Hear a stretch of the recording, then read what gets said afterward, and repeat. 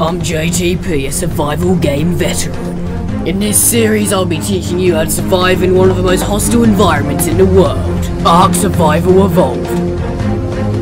I'll be showing you how to keep your head and get out of this lost world alive. I'll be up against the weather, terrain, giant insects, dinosaurs and more, in a place where around every corner you stare death in the face. I'm JTP, and welcome to Born Survivor, Ark Survival Evolved. I'm JTP, and welcome to Born Survivor, Ark Survival Evolved. In this first episode I'll be teaching you how to find a place to set up and get yourself a simple base going so you can survive your first night. Now when you're spawning in for the first time, a lot of people say that the south is the best place to go, but I've had the most success in the west, so I'm going to spawn West Zone 3 and show you how easy it is to get yourself set up in the west. At the west zone of the map there are many resources at your hand. Also, it's fairly easy when it comes to predators. Now as soon as you spawn in, you want to be collecting resources as soon as possible. Tap E everywhere you go to collect berries. Berries are going to be critical to your survival. Also walk up to the nearest tree and start punching it. You're going to need a pickaxe very quickly. From punching trees, you'll lose a bit of health, but you'll also get thatch and a little bit of wood. This will be enough to make yourself your first pickaxe. Go into craftables and see how much you need now. I need 1 wood and a couple of stones. 1 wood right there, and then pick up a stone, and that's a pickaxe right there. Go into craftables, let's craft our first pickaxe.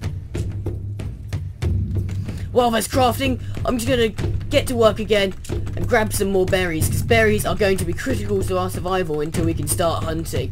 Now that has been crafted, so I'm going to go back into my inventory. I'm going to equip that on my hotbar. I always put my stone pickaxe on number 2. You can decide where it goes. Next, you're going to be wanting to farm resources to level up quickly and get enough resources to make yourself a pickaxe and a spear. I've just leveled up and I've gone for health. I'm going to be upgrading health, stamina and melee damage. You can choose what route you go, but health, stamina and melee damage I find is the best for surviving these tough conditions.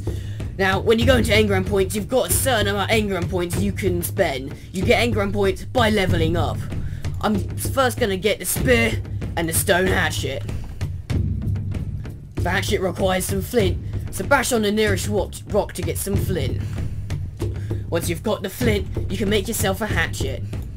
Spears also require fibre and a lot of wood, so you're going to have to use that hatchet to gather the wood, and you're going to have to get fibre from the plants.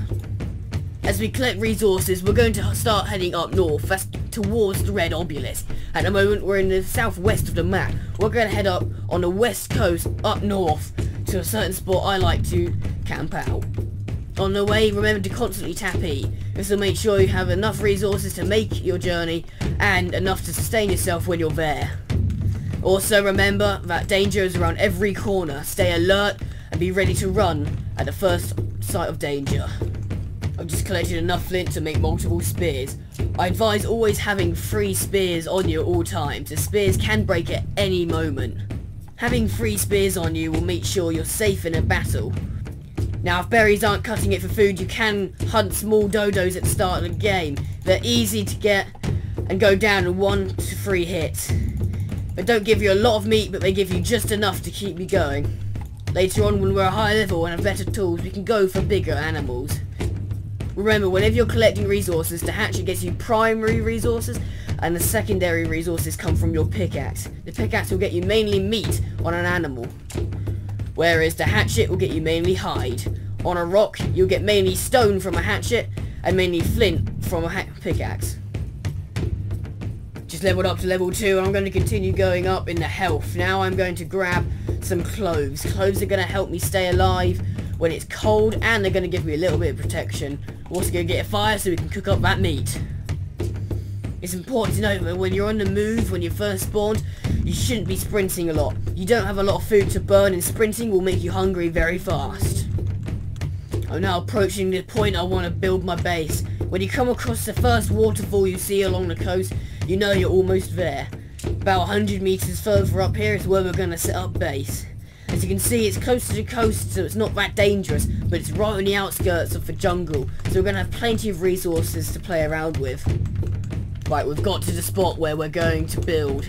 This is a perfect spot. It's right next to the coast, it's got jungle, rocks, and there are plenty of animals nearby. There's a Bronto there, but don't worry, Brontos are passive and quite common in this area.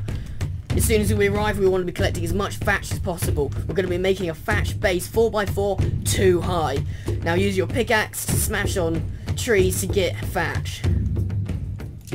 By collecting resources, it's going to make it very easy to level up and get the engrams for the thatch housing.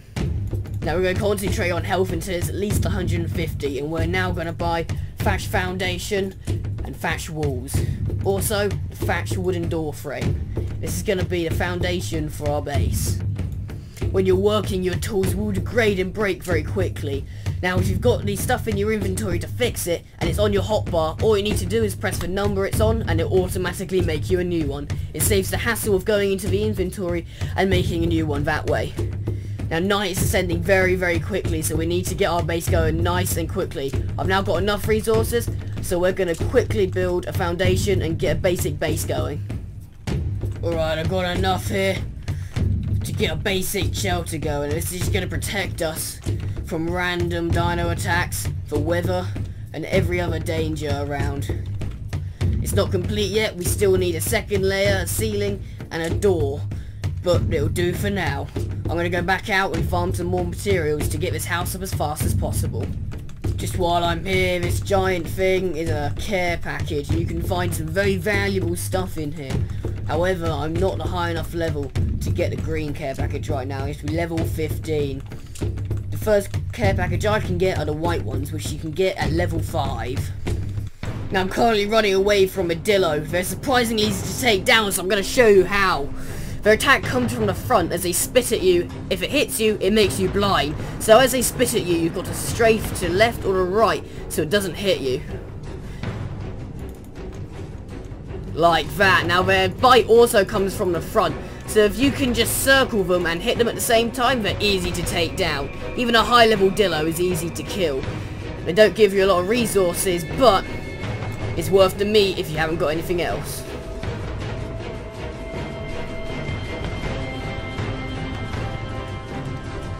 Here's another one here we can get. If we can sneak up behind it, we can get 1 or 2 hits on it. We can actually throw the spear at distance. It will make it easier for us. As long as we can get it on target. Boom. That's made it safer for us to advance. Now it's blinded us, but that's fine. If you do get blinded, stay still and take your stand. It's more dangerous, but hopefully you'll come out on top. Right now, walking back to base encumbered. Now, this is very, very risky. If I get caught off guard while encumbered, I won't be able to run and I'll be forced to fight. If a Carno comes out of the woods and starts attacking me, I've got no choice but to fight. And I'm not going to win a fight against a Carno. Not at this level, not at this stage. So when you are walking and you're encumbered, be very mindful of your surroundings and try and spot predators before they spot you. Or likelihood is you're going to end up 6 feet under. Now I've made it back to base, but I'm currently encumbered and crafting, which is incredibly dangerous. And there's a dillo here, and where dillos don't pose much of a threat, when you're really slow, they could be very deadly, especially if they're in packs. I can only see one, and I'm going to leave it alone for now and just get back into the base. I've now got enough to build the rest of the base, and I've also leveled up. I'm going to keep leveling up health until it's to 200. I've also got a hat and wooden storage box. By leveling up my health to 200, it's going to really put me at an advantage in a fight. A little bit more health can mean all the difference in a fight against a dino. Also, I wouldn't overlook making yourself a cloth hat. Although it doesn't look like it gives you much health, it could mean all the difference in a battle. Little things will make you win battles, not big. So cloth armor and a little bit extra health, a little bit extra melee damage will make you on top almost every time. I'm just going to quickly finish up the house here, and I've actually got enough to completely finish the house. There we go. I do always advise collecting all the resources you need before you build a place. That's gonna make it so much easier in the long run. Next episode I'll be teaching you how to upgrade your base to wood so you know you can log off safe. And also I'll be teaching you how to hunt effectively so you'll never go hungry. I'm JTP, thank you for watching Born Survivor, and until next time, keep surviving.